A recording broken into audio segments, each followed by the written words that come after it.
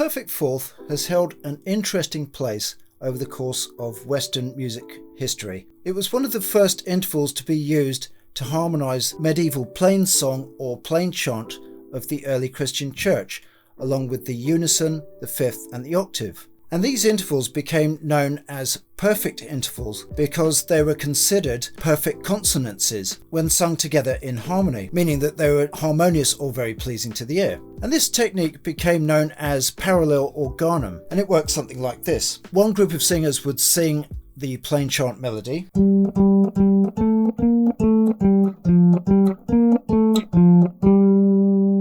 and another group of singers would sing exactly the same melody but a perfect fourth lower.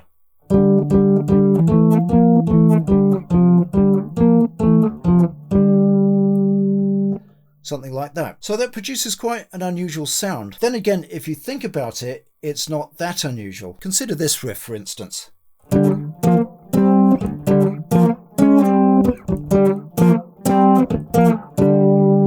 Which again is a more up-to-date version of parallel fourths. But the perfect fourth itself was not always considered as a consonant interval. So fast forward 700 or 800 years into the Baroque era, which began about 1600, and the perfect fourth was considered more of a dissonance, or a stylistic dissonance that needed resolving to either a minor or a major third underneath it. So you'd get an effect like this. This is an example from Bach's cello suites.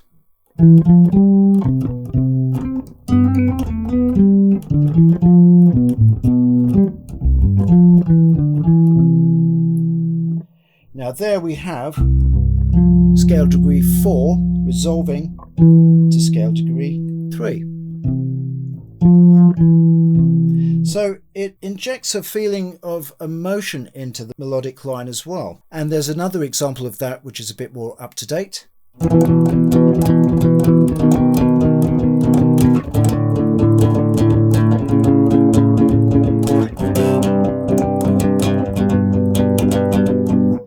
Which of course is the intro to Pinball Wizard by The Who, but there we have a sus4 chord resolving onto a major third. Again, it's introducing a little bit of an emotional tug to the line, an emotional tug to the riff, as it were. And this is really where a lot of emotion comes from in music, from consonance and dissonance, or tension and release.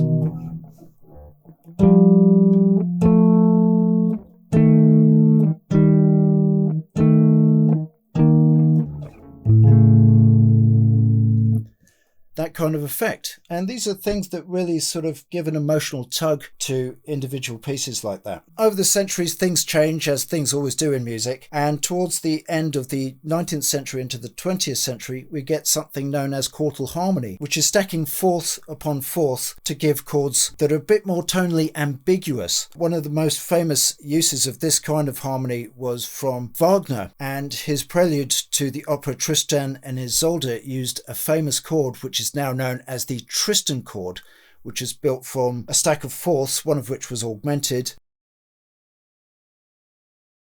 And again, this lent a sort of ambiguous nature to the harmony. This crept into the compositional world of 20th century composers, as in the tonally ambiguous music of Debussy and Stravinsky as well.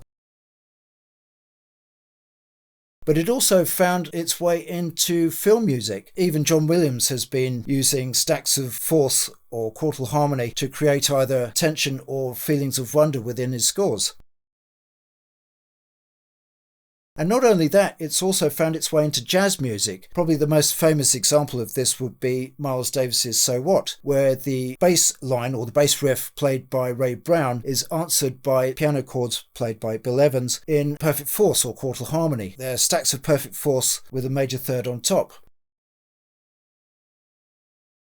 But this video, of course, is really focused on melodies and, more importantly, what makes a good melody. But we're also looking at intervals themselves for the purposes of ear training. So let's have a look at a couple of melodies that uses a perfect fourth for their opening intervals. And a good example would be, and again we're back to Wagner, this is Here Comes the Bride.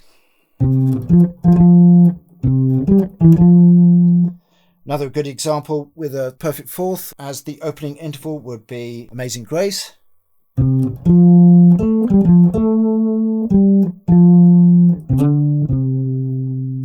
Perhaps a more up-to-date example would be this.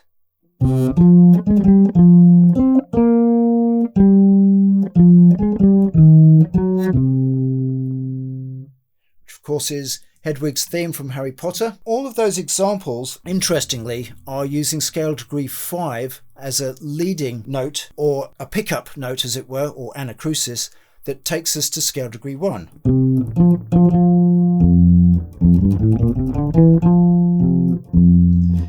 So that's scale degree 5 going to scale degree 1, and of course a fifth inverted becomes a perfect fourth. But of course there are other examples of tunes that use the perfect fourth in a more structural way to be more part of the melody, as it were. Here's a good example.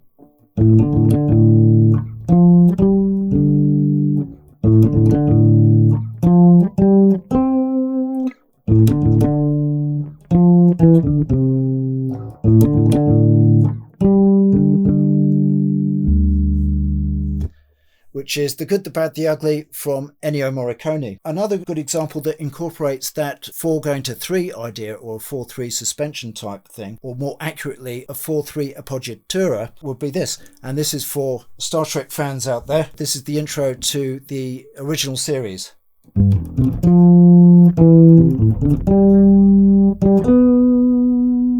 And there we have scale degree 4 going to scale degree 3.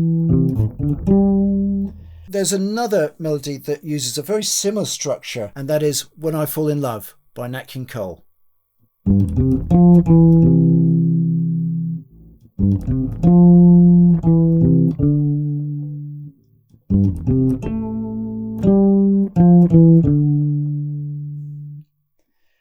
And there again,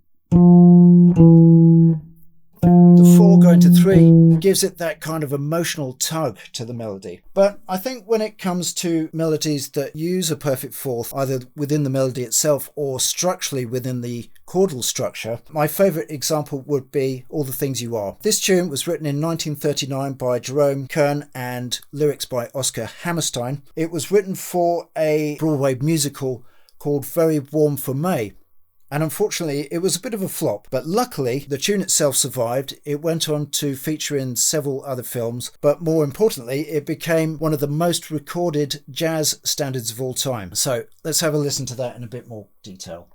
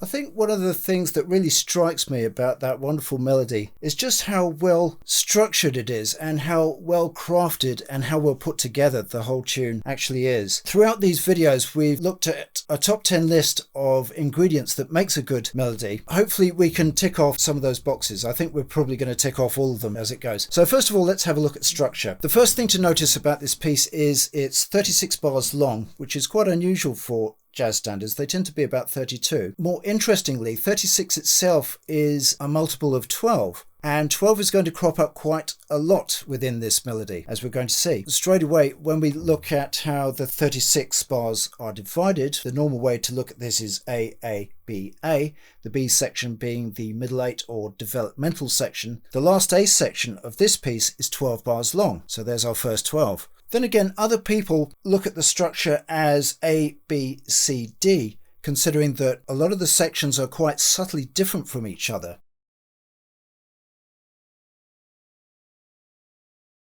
I'm going to stick with this purely so we can see where we are in the structure, and when I start referring to individual sections, we know which section we're talking about. Another thing to notice about the structure of this piece is all the key centers it goes through, all the modulations that are made within this tune, quite unusually so. It goes through 5 different key centers. So we start off in the key center of A flat major. From there we go to C major, which is the major third of C, which would normally be chord 3, which is minor, but in this case it's modulated to major. This is known as a chromatic mediant modulation, mediant being the third and chromatic being it's chromatically altered. So we go from A flat major to C major. From C major we go to E flat major, up a third again. From E flat major we go to G major, up a third again. From there we go to E major, which is a 6 or the submediant, which is an inversion of 3, and we go to, as I said, E major. From E major we go back to A flat major, which is really a diminished fourth away, but it's also an enharmonic major third. And then we're back home.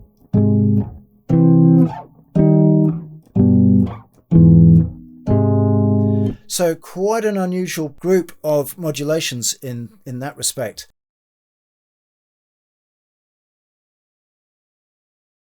And another thing that crops up because of these modulations, by the time we get to the D section, all the chords that have been played so far have made their way all the way around 12 tones of the circle of fifths or circle of fourths, depending on which way you look at it. So again, there's another 12.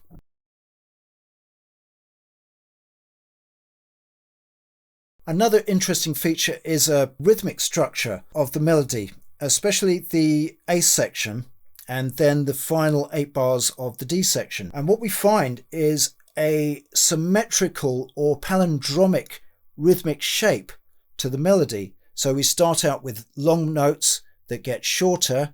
The shorter notes are then repeated in further bars, and then they extend to longer notes. So we get the structure A, B, B, A. It's a sort of palindromic symmetrical shape. Not perfectly symmetrical, but it's noticeable, it's there.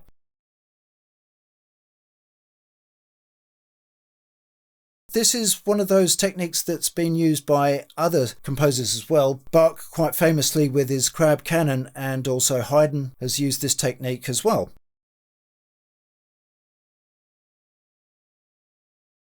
So for the C section, structurally, we have just 2 versions of call and response patterns that I'll come back to later. The next thing to notice is the use of motivic cells or rhythmic cells within this piece. If we look at the first 4 bars, we find that the first 4 bars give us a rhythmic motive that are repeated throughout this piece. In fact, there's a 5th motivic cell that turns up in the beginning of the C section, which is the 2 minim notes. But the interesting thing about these motivic cells is, first of all, cell 1, which is purely just a whole note, is repeated 12 times. So there's that 12 again. But motivic cell 3 is also repeated 12 times. Furthermore, it's the only cell that undergoes development, either in a rhythmic sense with the introduction of quarter note triplets, which are later reversed later on in the piece, or by pitch changes, as in the use of arpeggios or symmetrical semitone patterns. Again, we'll have a look at that in a moment. So there's another instance of 12 cropping up in this piece, quite unusually. The next thing to look at is intervallic structure. Before I go into that, one thing to bear in mind about all melodies is they can either be conjunct or disjunct. Conjunct means they're formed with steps, either up or down, and disjunct means they're formed with wider leaps. So a good example of a conjunct melody would be this.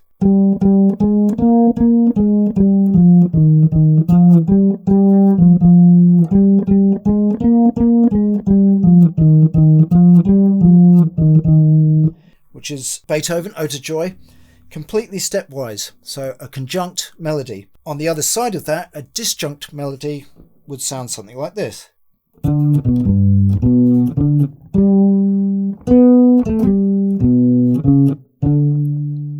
So we have much wider leaps or wider jumps within the melody itself there. Really, All the Things You Are is a kind of a combination of those two things. The leaps themselves are in quite prominent places, and they certainly go with the lyrics in underlining some of the emotional content of the lyrics, as it were. So a lot of these leaps will be connected by semitones or tones, and usually in a downward way.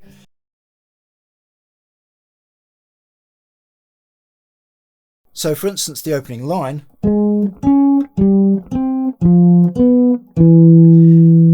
there's our leaps of a fourth, augmented fourth there at that point.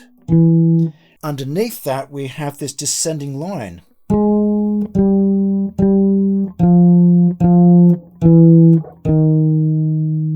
And the same with the B section, which is pretty much the same as the A section, except it's transposed down a perfect fourth.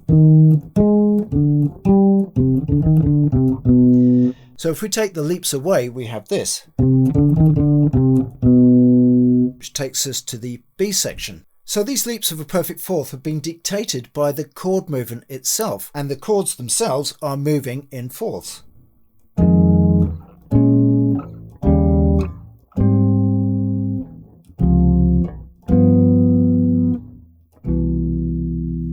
And that's where we are getting that leap of a fourth,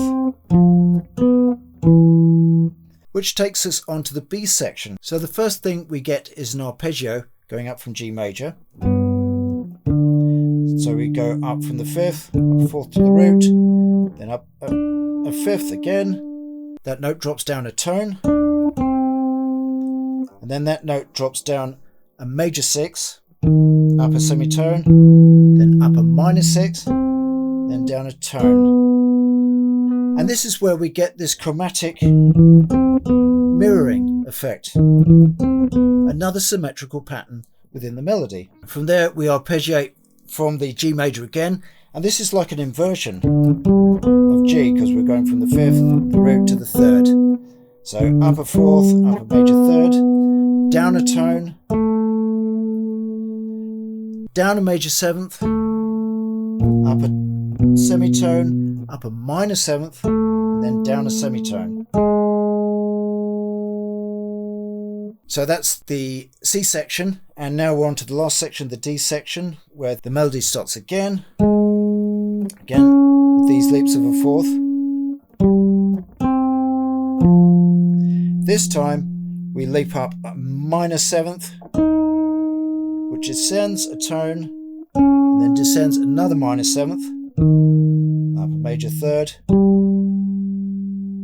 down a tone, then up a lovely arpeggio from the third of B minor 7,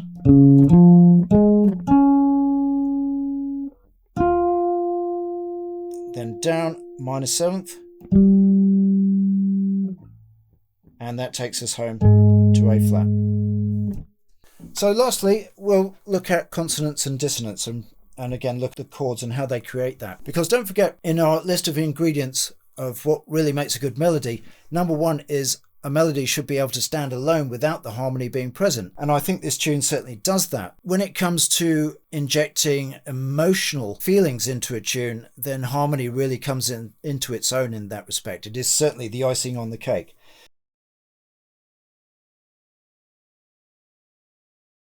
Okay, so let's have a look at the harmony behind the melody, but more importantly, let's have a look at some of the tension and release notes within this tune that really give it this feeling of an emotional tug within the melody.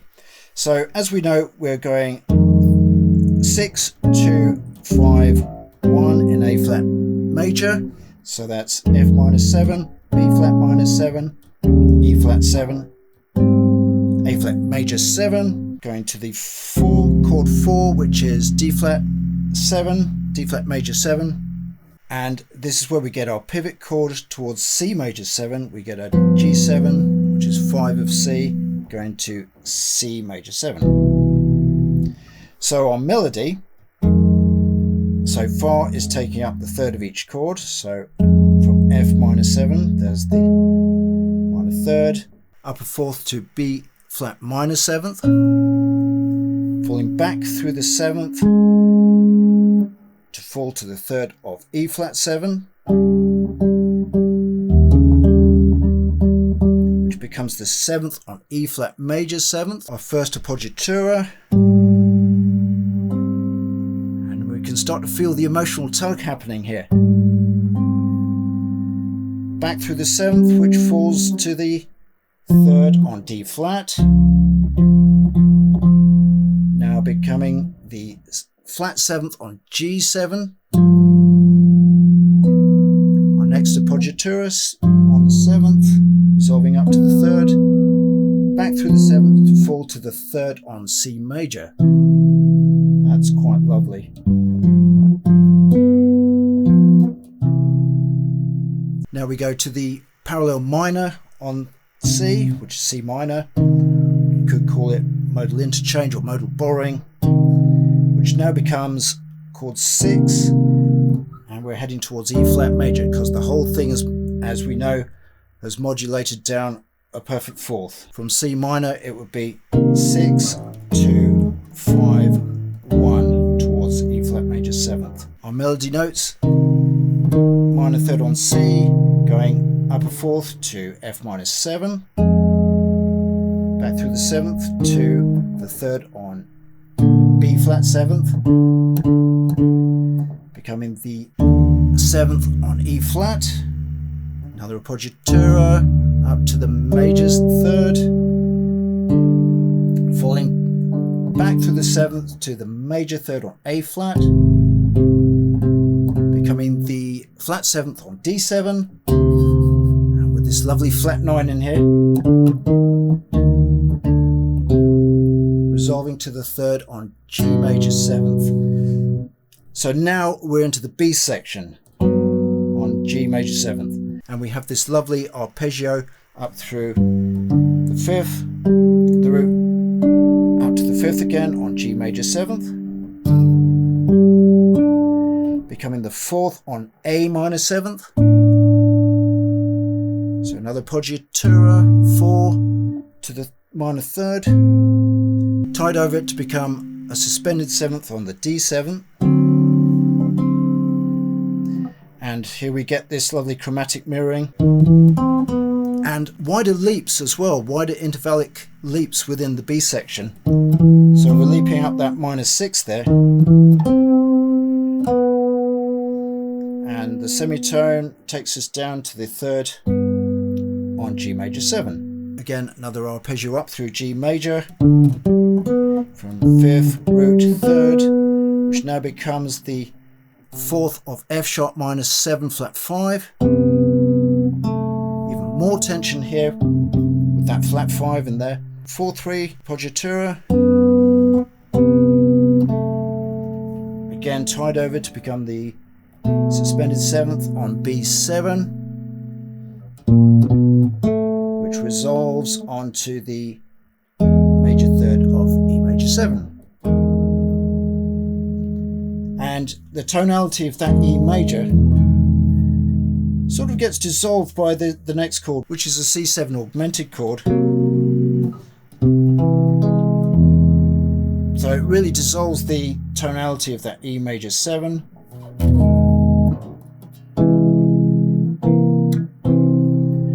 Very nice pivot chord to take us back into F minor 7 chord. melody note on the minor third, upper fourth to B flat minor 7, back through the 7th onto the 3rd of E7, becoming the 7th on E flat, another appoggiatura resolving up to the major 3rd, descending to the 3rd on D flat, major 7, and that note then leaps up to the 9 on D flat minor 7, so we've gone to chord 4 minor, which is lovely. That 9 resolves to the 8, so 9/8 suspension or appoggiatura, which now becomes the minor 3rd on C minor 7. The melody note rises to the minor 6 on B diminished, which resolves to the flat 5, if you can call it resolving, but it does sound that way. From there we go to B flat minor 7 and arpeggiate up from the minor 3rd up to E flat 7, but up to the 9th, which resolves to the 3rd, B flat 7. That's now the leading tone, or the 7th on A flat major, and that'll take us home by coming up a semitone. There we are. It truly is a wonderful melody. What surprised me the most is how much detail has gone into the composition of this tune. So many sort of hidden ideas that I had no idea were there until I really started looking under the hood to have a deeper look at this wonderful melody. So I do hope you've enjoyed this, and I do hope it's been helpful to you and you've discovered a little bit more about this wonderful tune and what goes into making a good melody as well, because I'm fairly certain that we've ticked all 10 of our boxes as to the ingredients of what makes a good melody. So again, I do hope you've enjoyed watching this. Please remember to like and subscribe, and also leave a comment if you have any comments on this melody or any future melodies you'd like to see me cover in this particular series. So once again, thanks for watching. My name's Pete, this is The Infinite Bass, and I'll see you next time.